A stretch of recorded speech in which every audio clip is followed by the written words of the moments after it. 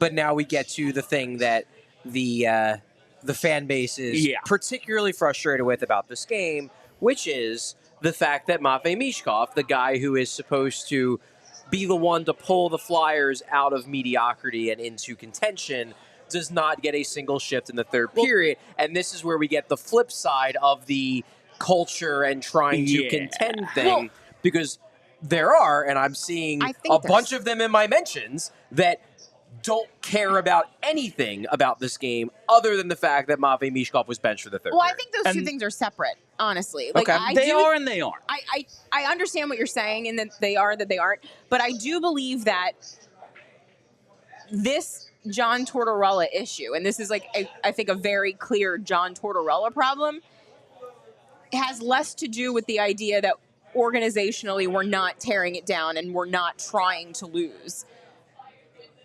Tortorella has this idea that teaching involves punitive, like, reward? That's not how that works. Punishment. I'll take that. He believes that the healthy scratch is a tool. Like, this is how he hasn't you been teach. scratched, but he was benched. The benching, the scratchings, they are tools all to part of help it. guys He'll probably get be better. scratched tomorrow. I wouldn't be surprised if Wouldn't he's scratched surprise tomorrow. Would not shock me. Matvei Michkov tonight played 9:01 time on ice. He had one shot on goal. He came off the ice with 28 seconds left in the second period and never stepped on the ice again. No, he was benched for the entire third period. And it was clear that was intentional, because there have been times where he will bench Michkov sort of, but still use him on the Get him power out there play. on the power play. Yes. Where And it's like, it's kind of your line, and you're just kind of lost in the shuffle. And that happens. Sometimes a line isn't working, it'll happen. and you fall down the rotation in a game, but he would still get him out there for the power play. This game, he does not get him out there for the power play, hinting that this was not just you're one of our, you're my 11th or 12th most effective forward in this particular game, so you're down far on the bench. This was there's a reason I'm benching you, and you know why. Only Garnet Hathaway played less. He played 8:25, Michkov 9:01. That's the only Flyer with fewer minutes than Mish. And that's the, big picture. I look at this game and go, Flyers are just the better coach team. And then you look at the micro, and after complimenting the coaching, and this is something we're all just going to have to deal with, I guess, because this is the way John Tortorella does it. And as far as we know, there's been no signs otherwise. Danny Briere, Keith Jones, whoever are in lockstep, or at least understand this is what he does, and we all have to deal with it.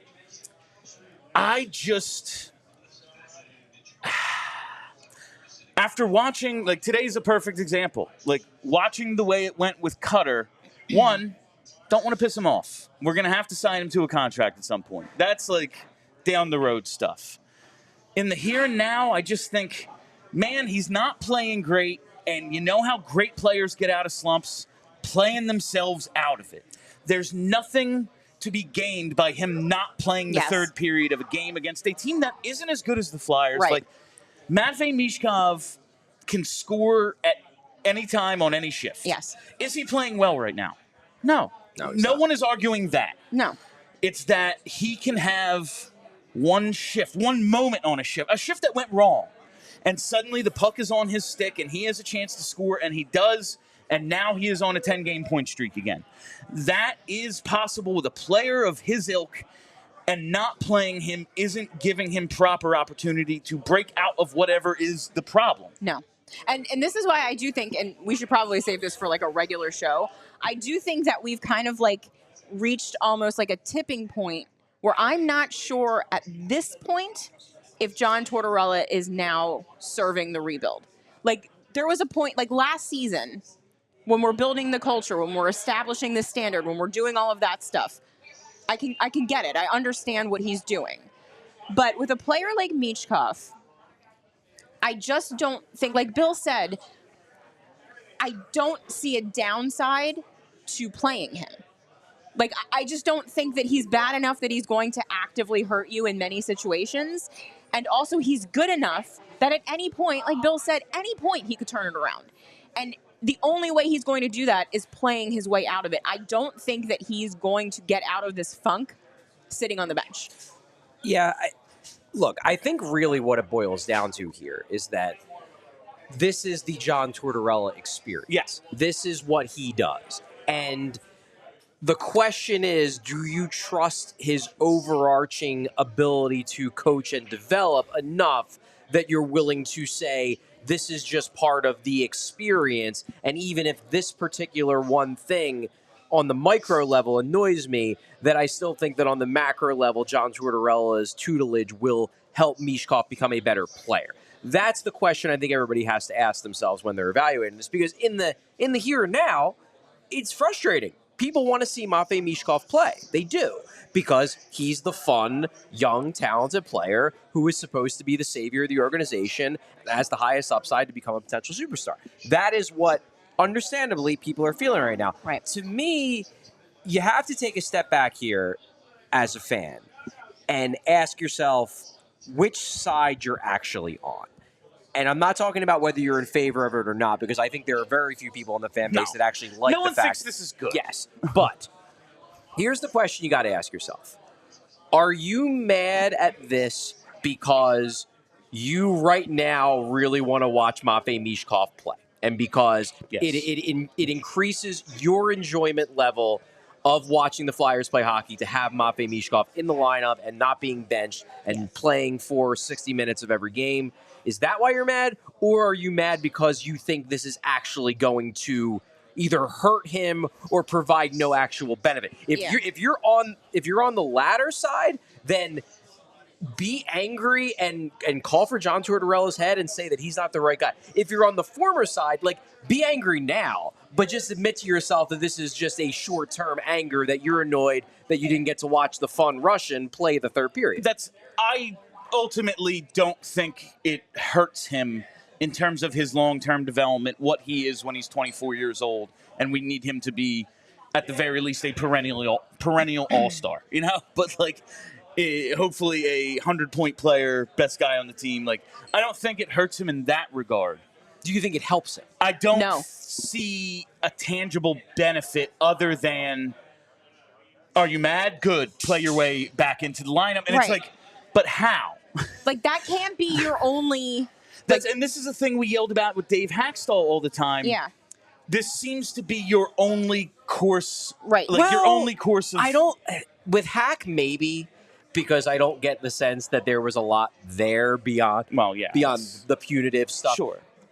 It's this thing with Torts is I know Torts is a good coach. This is the only thing that we get to see. Yes. So you can say, well, it seems like it's the only thing he does. That's fair. Well, it's the only thing that we get to see because the other stuff is behind closed doors. We aren't in the video sessions. Yeah. We don't know exactly what that, because it was when he got the healthy scratches. Yeah. It was a very specific thing that they told him, learn how to do this. You don't seem to be picking up what we're telling you to do. And it was a very specific thing. When you're the third forward, D-man pinches, you have to cover. Yeah. All right. And honestly, I think that was a message to the whole team, because I have seen ever since then, for the most part, a concerted effort. Yeah. Maybe two guys all of a sudden, they haven't been perfect, and they've been a lot better than they were the first month and a half of the year. They're not a very good team. Of course, they haven't been, but I do think there's been an effort, and it was a team-wide learning experience, and they scratched him. Yeah, he wasn't doing it. And make an example out of him. Hey, we'll scratch him, not just, not going to just be Morgan Frost, because who cares? We know you love scratching Morgan Frost. It's one of your hobbies. Yeah, right. But it's literally one of your favorite pastimes. You did it to Michkov, who, the praises you sang of him even before he joined the team. Okay, you'll scratch this guy. But now it's, part of it is I'm a fan, and listen, we have people here, half the people here in PHLY gear are in Michkov shirts or in Michkov jerseys. He is, as I've said all season, the main character. Yeah. But also, damn it, let him play. Yeah. Let him make his mistakes and then learn from them. And maybe that's what they've done during these games of his slump. But I just don't see an actual benefit. Do I think it hurts? No. Yeah.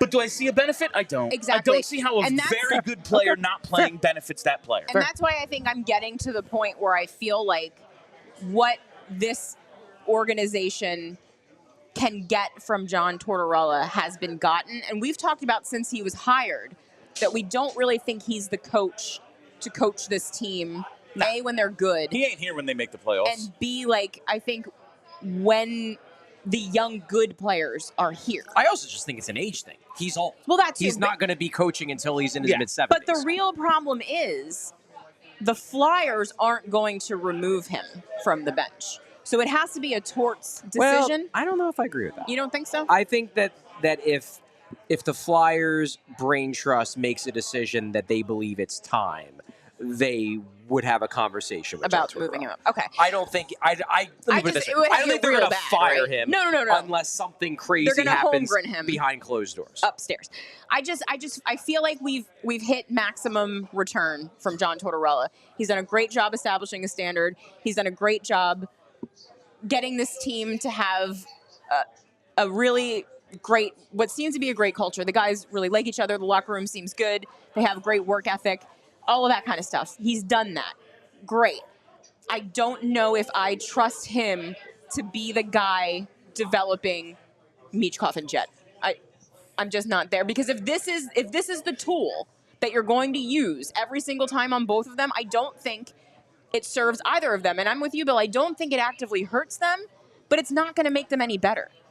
Playing will make them better. What I can tell you is, and this is really all I can say. This isn't even me defending it. This is just me saying John Tortorella disagrees. I know John Tortorella believes that this method will benefit Michkov 3-4 years down the line. He will be a better player over the long term for getting the tough love. The thing is that from both ends, from your end and from Torts' end, there's no way to prove it. No. There's no way to prove, even 4 years down the line, if Michkov is one of the 3 best players in hockey, as people obviously hope he's going to be, there's no way to prove that it was the fact that he had John Tortorella as his coach as a rookie that caused that to happen. Maybe it was going to happen anyway. Right. But there's no way to prove one way or the other, so it's just something to debate about. If he hits his ceiling, maybe it was Torts, and also maybe, listen, prior to that draft and prior to geopolitical issues and also pre-draft meetings where he kind of forced himself to fall,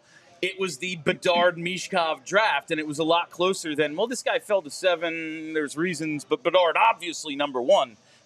It was closer. It was than a that. legitimate debate In that for U18s, a lot of those early years. When they met Bedard a couple of weeks ago, in those U18s, Bedard won gold, and Michkov was tournament MVP. Yeah, points, those things happen. More dominant. Those things happen.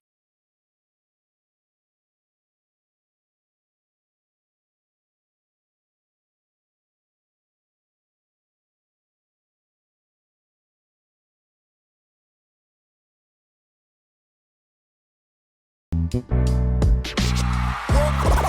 all silly like the mayor.